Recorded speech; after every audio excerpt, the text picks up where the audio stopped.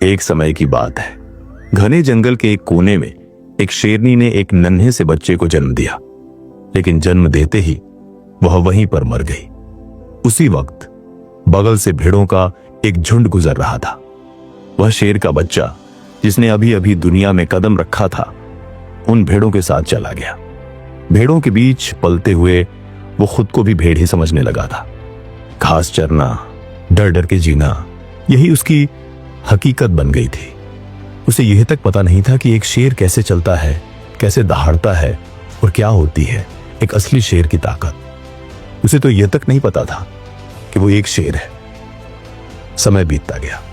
वो शेर का बच्चा अब एक यंग शेर बन चुका था, लेकिन सोच अब भी भेड़ जैसी ही थी। एक दिन जंगल में एक बूढ़ा शेर आया। उसने भेड़ों के झुंड को देखा और भेड़ों के झुंड पर हमला कर दिया। सभी भेड़ें डरकर भाग गईं और उनके साथ वो यंग शेर भी भाग गया। बूढ़ा शेर हैरान रह गया और सोचने लगा कि वह यंग शेर भेड़ों की तरह क्यों भागा। उस बूढ़े शेर ने उस यंग शेर का पीछा किया और थोड़ी ही देर में उसे पकड़ लिया। यंग शेर डरते हुए बोला, प्लीज मुझे छोड़ दो, मैं एक सिंपल सी भेड़ हूं, मुझे मत खाओ।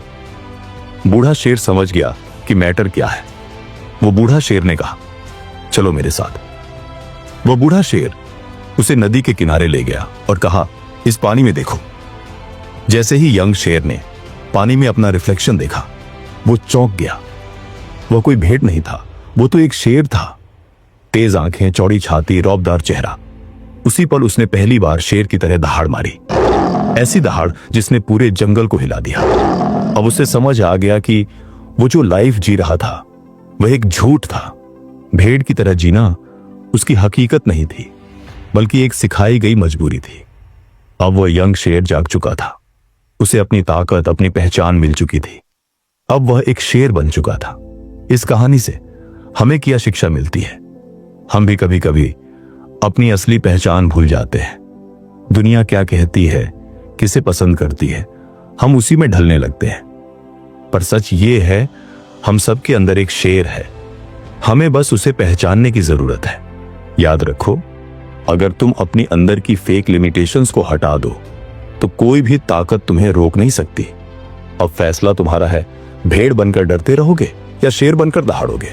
ये सिर्फ एक कहानी नहीं थी, ये एक आवाज थी उस शेर की जो शायद आपके अंदर भी कहीं सो रहा है। अगर इस कहानी ने आपको झकझोरा है तो खुद से एक सवाल जरूर पूछिए, मैं भेड़ की तरह जी रहा हूं या शेर की तरह? ऐसी ही सच्ची और जिंदगी बदल देने वाली कहानियों के लिए कैंपस ड्रीम स्टोरीज को अब भी सब्सक्राइब करें, क्योंकि हर हफ्ते हम लाते हैं वो कहानियां जो दिल को छूती हैं और आत्मा को जगा देती हैं। मिलते हैं अगली कहानी में। तब तक अपने अंदर के शेर को कभी मत सोने देना।